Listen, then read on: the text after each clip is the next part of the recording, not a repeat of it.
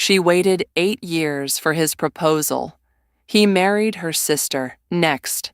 The revenge that followed changed everything. Eleanor has become difficult. She heard it through the floorboards, Edmund's voice drifting up from the parlor below, calm as a man reading a weather report. She was still in her evening gloves, still faintly warm from the waltz they had shared not 2 hours prior, still in some unexamined corner of herself, waiting. That word ended the waiting. Difficult. She pressed her thumb against the pin of her mother's pearl brooch until it caught skin and felt nothing. But let me tell you how it came to this, and how the woman who heard that word through the floorboards rose into something none of them could have predicted. Eleanor Voss had turned 26 in the second week of November, and the manor had marked the occasion with a modest dinner, 12 guests, a cake that arrived listing to one side, and Edmund Hartley sitting 3 seats away watching her with the patient, proprietary attention of a man who has already decided a matter but not yet signed the document. She had known Edmund since she was 18.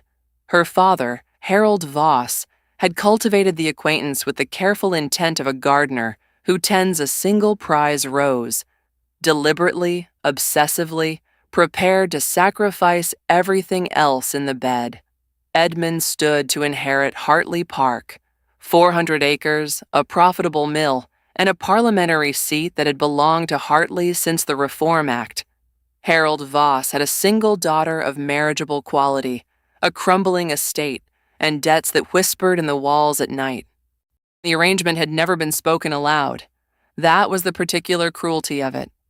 Had someone simply said, "Eleanor, you are being managed toward Edmund Hartley," she might have chosen differently, might have visited a cousin in Bath, might have accepted the quiet Scottish clergyman who'd once asked her to walk the long way home from church. Instead, she had been given 8 years of almost. Edmund Hartley was not a villain. That was the most difficult part to articulate, even to herself. He was handsome in the colorless way of men who have never been refused anything. Square jaw, pale blue eyes, the kind of easy confidence that reads as warmth until you've known it long enough to see the temperature beneath. He was courteous to her. He complimented her piano. He took her arm at assemblies with a possessiveness that passed for attention. He had simply never quite asked. There was always a reason. His father's health, a dispute with the mill foreman, a particularly bruising session of quarter sessions.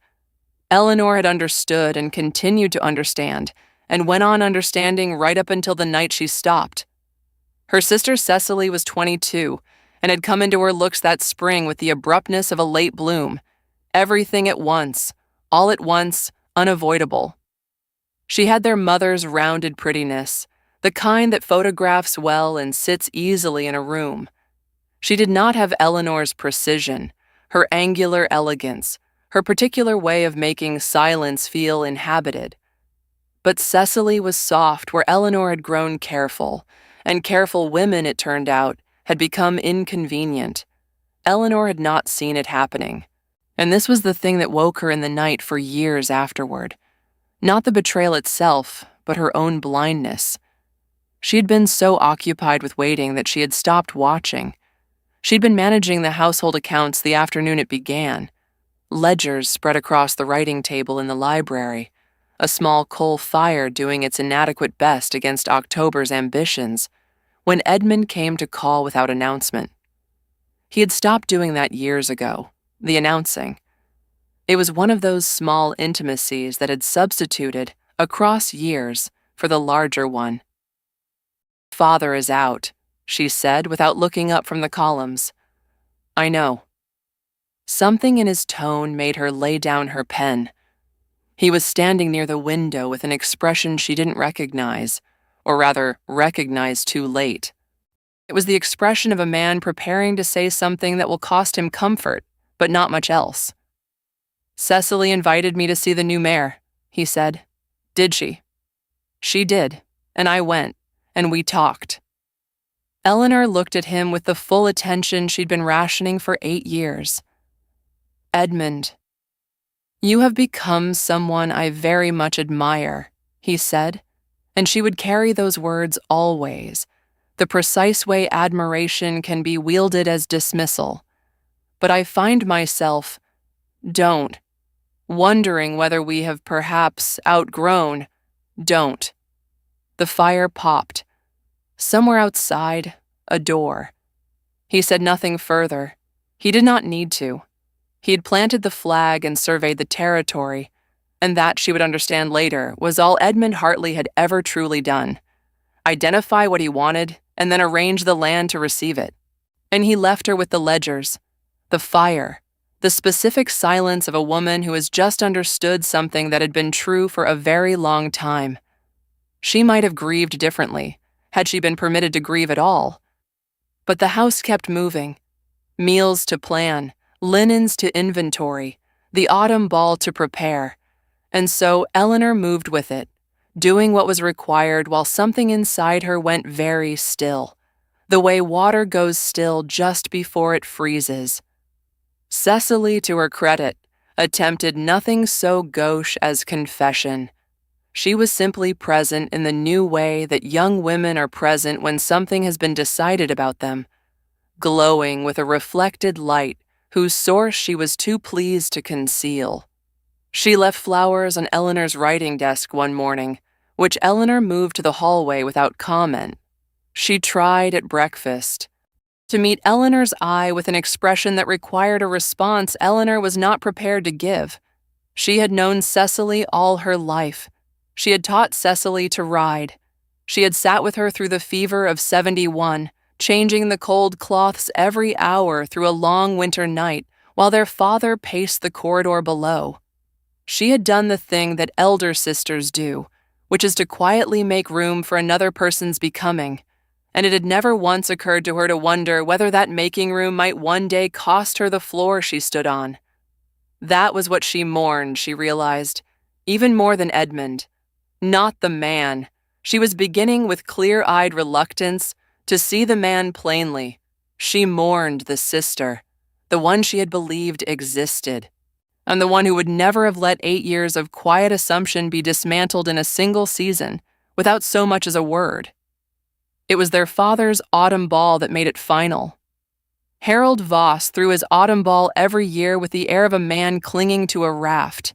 The estate had shrunk around the event like a coat on a thinner man, but the crystal came down from the high shelves regardless, and the musicians were retained, and the candles were lit in sufficient numbers to obscure whatever had been sold since the previous autumn.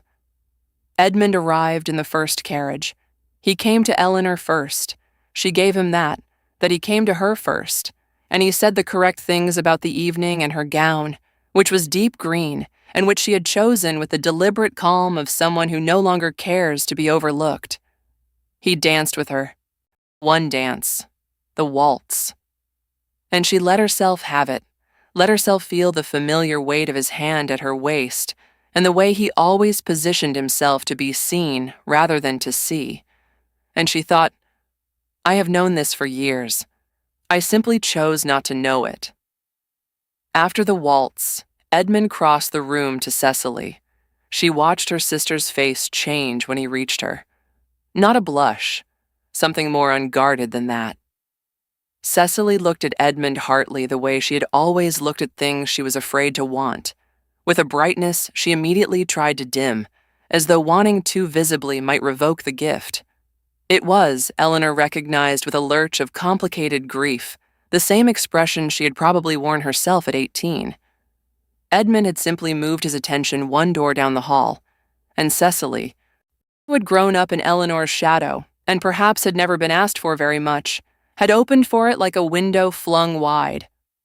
Eleanor stood at the edge of the floor for the length of one song. Then she walked, perfectly composed, to the card room, accepted a glass of Madeira from the tray, and held it without drinking until her hands stopped. It was there that she encountered Thomas Fen. He was the sort of man who arrives at provincial balls and immediately appears to be from somewhere more interesting. Not wealthy. That was evident in the quality of his coat, which was respectable but not recent, and not connected, at least not to anyone in the county. He sat at the edge of the card table, watching a game of whist with the abstract attention of someone who has come for company and found chess instead. He looked up when she entered, assessed the glass she wasn't drinking, and said, "The card room is traditionally for losing money, not feeling things. You'll find the conservatory more private for the second." "I'm not." She stopped, looked at him. "Do we know each other?" "Thomas Fen, land surveyor, temporarily between commissions. I came with the Alderton party." He indicated this vaguely. "You're Miss Voss, the elder." "Is it that evident?" "You have the look of someone who built this room," he said, "and is watching someone else use it carelessly." She sat down without being asked, in the chair across from him. She set her untouched Madeira on the table between them. He didn't offer to fill it, didn't comment on its status. He simply waited, in the particular way of someone comfortable with silence who isn't using it as a weapon. "My sister," she said, "was about to become engaged to a man I have been waiting for since I was 18 years old." Thomas Fen looked at her with clear, dark eyes and said, "How long ago was that?" 8 years. He was quiet for a moment. Then, "What will you do?" It was such an odd question, not "I'm so sorry" or "surely not" or any of the performances social kindness required, that she found herself actually answering it. "I don't know yet," she said, "but I know it won't be what everyone expects." He nodded, as if she'd confirmed something reasonable.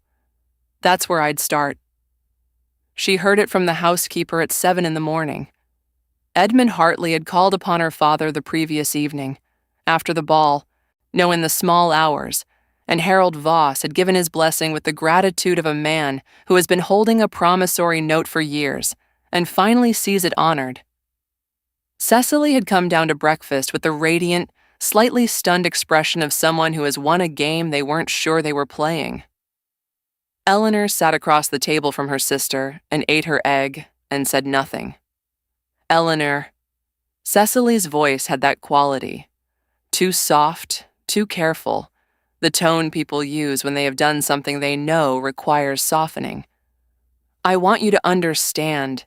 You don't need to explain. I think I do. You really don't." Eleanor looked at her.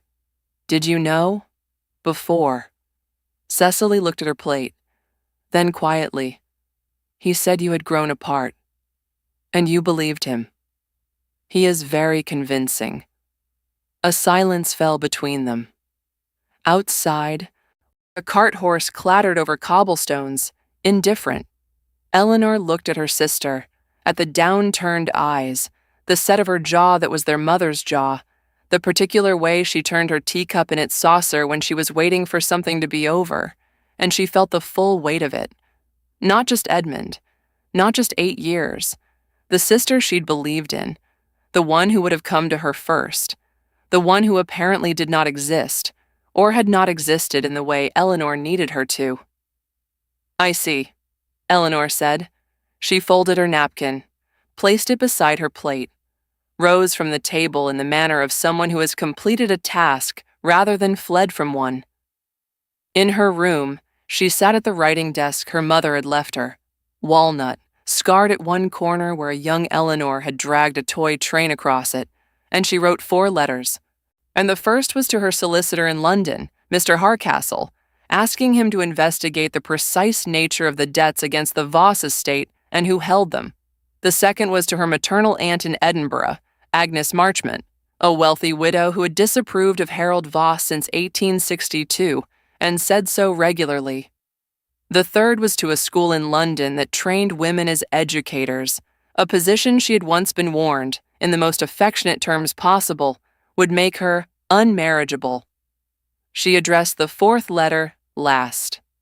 "Mr. Fen, if you remain with the Alderton party until Thursday, I wonder if you might be prevailed upon to consult on a surveying matter. I have property questions that require an independent eye." She sealed all 4 envelopes.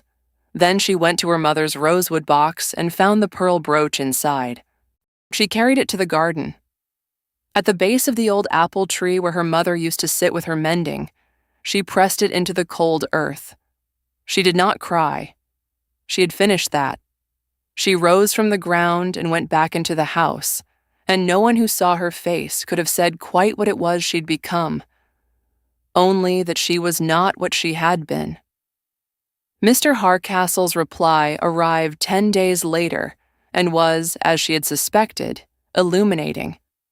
Her father had borrowed and borrowed and borrowed again. The primary creditor was a London lending house which, upon further correspondence, turned out to have been quietly acquired 2 years prior by a holding company connected to the Hartley estate. Edmund had not merely been waiting for an advantageous match. Edmund had been engineering one. And she sat with this knowledge in the library with the windows going dark around her, and she was aware of her own hands on the desk, perfectly still, and the sound of the clock, and the way the fire had burned down to coals without her noticing.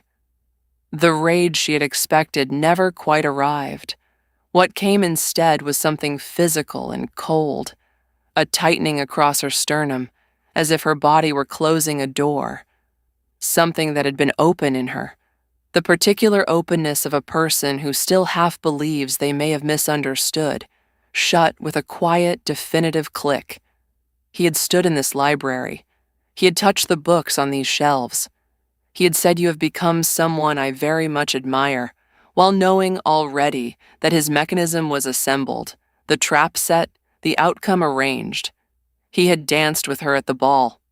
She pressed both hands flat against the desk until the cold of the wood came through her palms. Then she picked up her pen and wrote to Mr. Harcastle. "I will need the precise amounts. I will need dates. I will need every document." She worked until midnight. The fire died. She did not relight it. The days between that discovery and Agnes's arrival were the quietest of Eleanor's life. Not peaceful, the kind of quiet that precedes reorganization, when everything has stopped moving in the old direction and not yet begun moving in the new one. She answered the household's questions. She ate her meals. She slept, surprisingly, without difficulty. Agnes Marchmont arrived on a Wednesday morning in a carriage, driven by a coachman who had been in her employ for 20 years and was paid accordingly.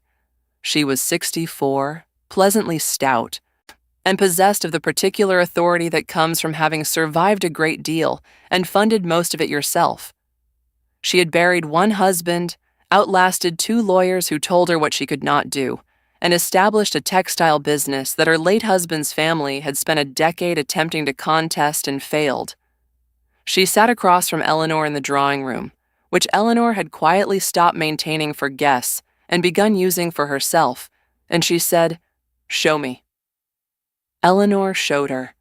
The letters, the figures, the timeline she had constructed of debts and dates and Edmund's visits, which she had been able to reconstruct from her own diaries, kept since she was 15, in which she had recorded every significant encounter with the careful, unknowing self-betrayal of someone who did not realize she was building evidence.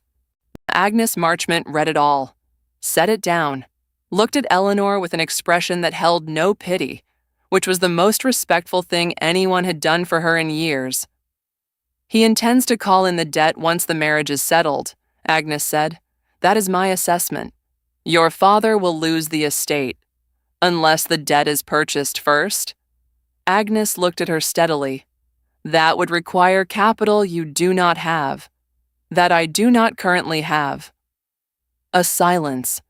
Agnes Marchmont had not become wealthy by failing to understand when a proposal was being made. "What do you want?" she asked. "Not the estate, not revenge. What do you actually want?" Eleanor had thought about this question since she'd written the letter. She had thought about it carefully, in the manner she now approached everything, not as a feeling to be managed, but as a problem to be solved. "I want," she said, "to not be owned." Agnes nodded slowly, as though this were the first sensible thing she'd heard in some time. Then she reached for the figures again, and her reading spectacles, and she did not say another unnecessary word for the rest of the afternoon. Thomas Fen came on Thursday. He was a practical man with a practical skill, and Eleanor had a practical need. She wanted to know exactly what the Voss land was worth, not what her father had been told it was worth, what it actually was. Fen spent 3 days walking the estate with his instruments, a figure in a brown coat moving methodically across fields while the house prepared, at the other end of the grounds, for a wedding scheduled with indecent haste for the following month. Eleanor accompanied him on the second day, not from sentiment, but because she had questions that required the actual land beneath her feet to ask properly. "The North Field," she said. "Father always said it was marginal." Fen was kneeling beside a ditch, examining the drainage. He looked up. "Your father was told that by someone who wanted it valued low." He told her the figure. Then he told her the actual figure. She stood very still and felt the shape of the thing, the full dimensions of what had been done to her family, settle into clarity like a coastline emerging from fog. 7 years of suppressed assessments. 7 years of her father believing himself poorer than he was, more dependent than he was, more grateful for Edmund Hartley's patience than any honest reckoning would have required. "Tell me everything," she said. He did. He was thorough and specific and did not soften anything, which she appreciated more than she said. That evening she found him at the bookshelves, not the ornamental volumes, but the agricultural journals stacked in the corner that no one had looked at for years. He had one open. "You read," she said, "occupational requirement. Most surveyors I've encountered don't go to the books after dinner." He looked at her with the same direct quality she'd noticed at the ball, the absence of social performance. Most surveyors weren't sent by a woman who's building a case. She sat down. He sat down. The fire crackled between them. "Is it obvious?" she said. "Only the shape of it. Not what you'll do." "I'm not sure yet." She paused. "I know what I won't do. I won't throw myself on anyone's mercy. I won't weep at the right moments and hope for sympathy. I won't do the thing that's expected." "What's expected?" "To retreat. To become an aunt. To teach piano to children in a village somewhere and be grateful for the position." "That school you mentioned," he said. "The one in London." She looked at him sharply. "You left the prospectus on the desk," he said without apology. "Accidentally, I think. Or not accidentally. Or not." She picked it up from the side table where it had been sitting openly for 3 days. "My mother's cousin runs it. It trains women to teach, primarily science and mathematics. The remuneration is adequate." She looked at the pages. "It's not what I was raised for." "No," Fen agreed. "But it might be what you were built for." She set the prospectus down. She looked at the fire for a long moment. Thomas Fen, to his considerable credit, did not fill the silence. Edmund and Cecily were married on a Saturday, as gray November leaned toward December. Eleanor attended. There was some question in the days prior about whether she could feel the household holding its breath around her, her father's particular tight-cheeked anxiety, Cecily's careful avoidance. But Eleanor had decided very clearly that she would attend, and she arrived at the church in her best coat, the dark charcoal one that made her look, as her father had once said with faint disapproval, formidable. She watched Cecily walk down the aisle.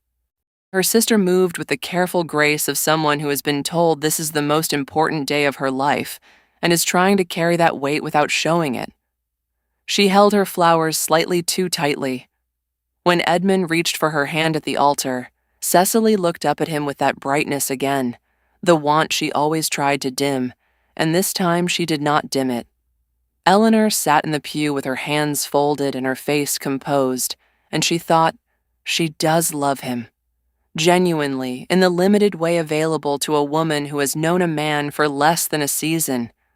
And Edmund, looking at Cecily now, had the expression of a man who has acquired something exactly as useful as anticipated, and who is satisfied by the precision of the outcome.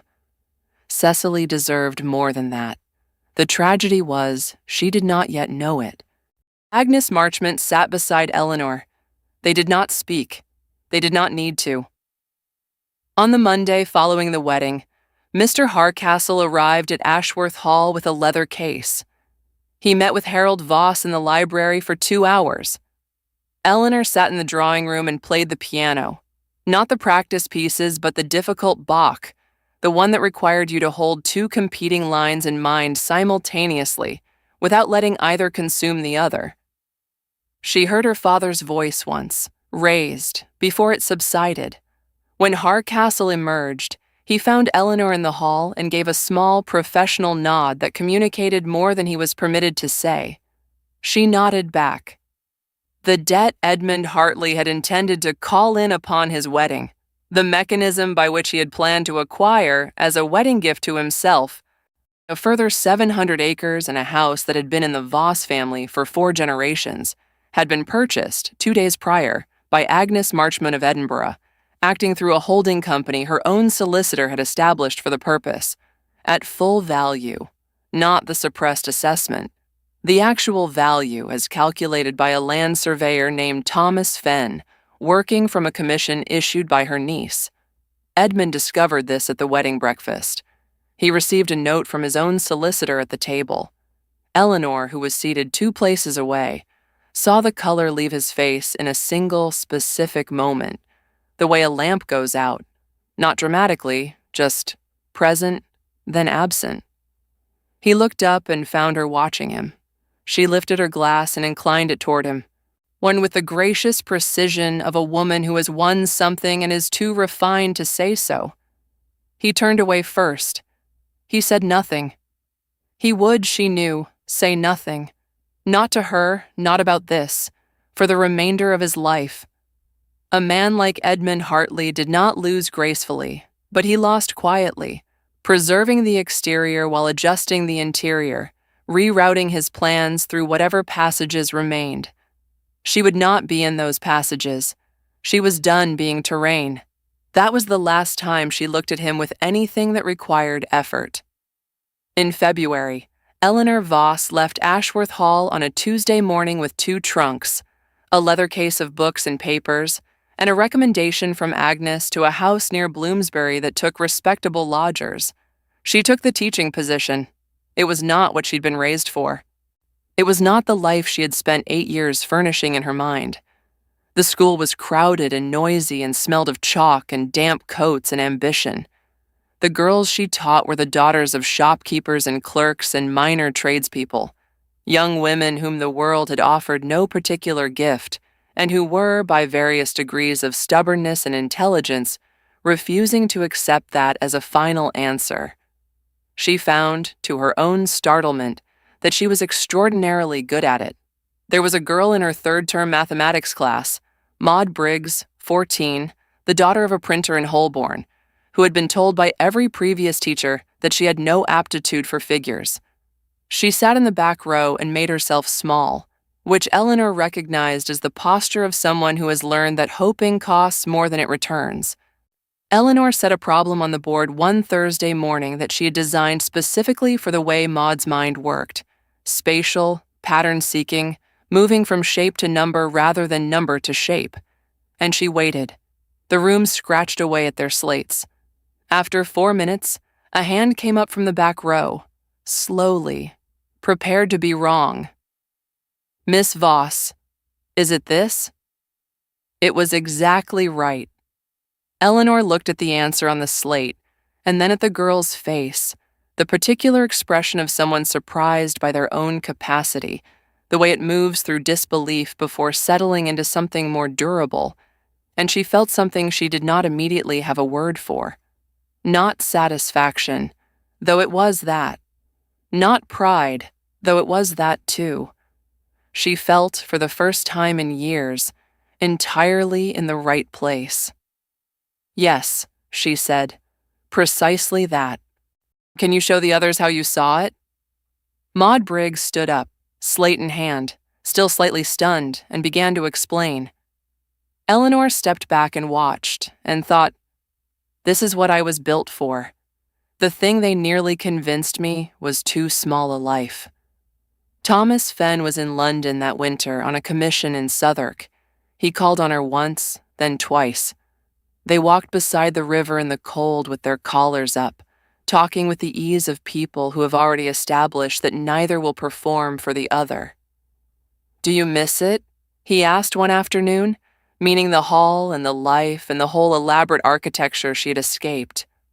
"I miss the house," she said, "the actual building, the smell of it in autumn." She paused. "I don't miss the version of myself who lived there." "And what do you think of this version?"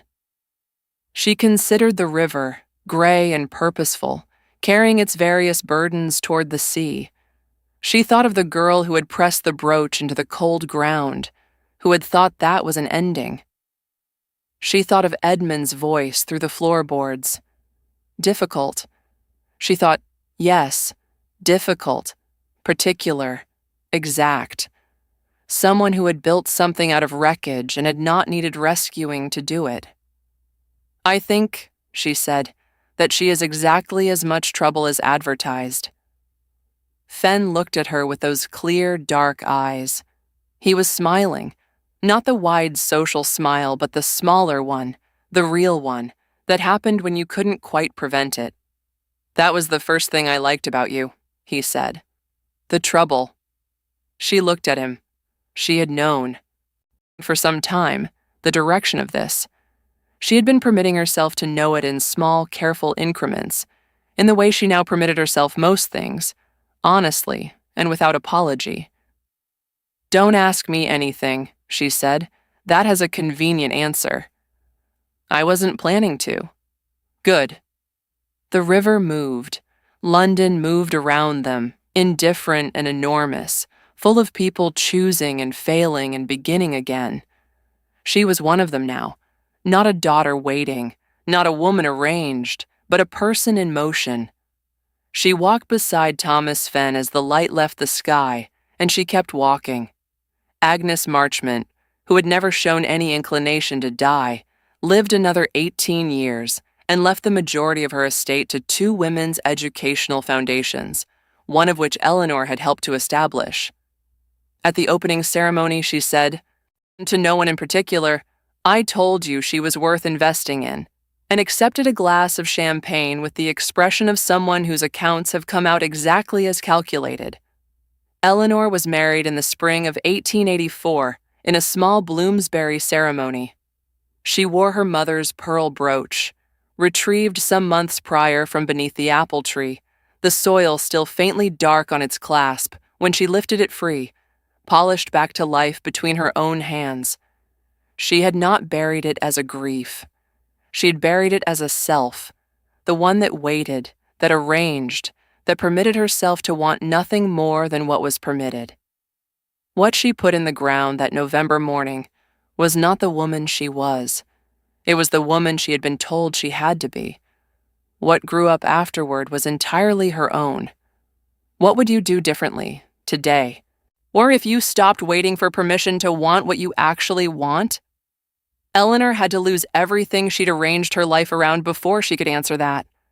The estate, the man, the future she'd been quietly furnishing for years, all of it gone before she could see clearly what had been hers to begin with. Most of us have more room than she did. We're still waiting anyway. It's worth asking yourself why. There's something in that worth sitting with. How often the thing we mourn isn't the love itself, but the story we'd built around it. How much of our waiting is real hope, and how much is just the habit of hoping? What is the one thing Eleanor does in this story that you would find hardest to do yourself? Drop it in the comments. If this story moved something in you, leave one of these words, the brooch. If you've ever buried a version of yourself to survive something difficult, if you've been called that and finally decided to agree 8 years, if you know exactly what it feels like to wait for someone who is never actually coming, if you know someone who is waiting on a person who keeps almost choosing them, someone who deserves to hear that waiting is not the same as being wanted. Send them this story. They don't need advice. They need Eleanor. This channel is for the stories that don't resolve cleanly, where the ending isn't rescue but reconstruction, where the character who comes out the other side isn't the same one who went in. And that's precisely the point. If that's the kind of story you need, subscribe. There are more of them coming.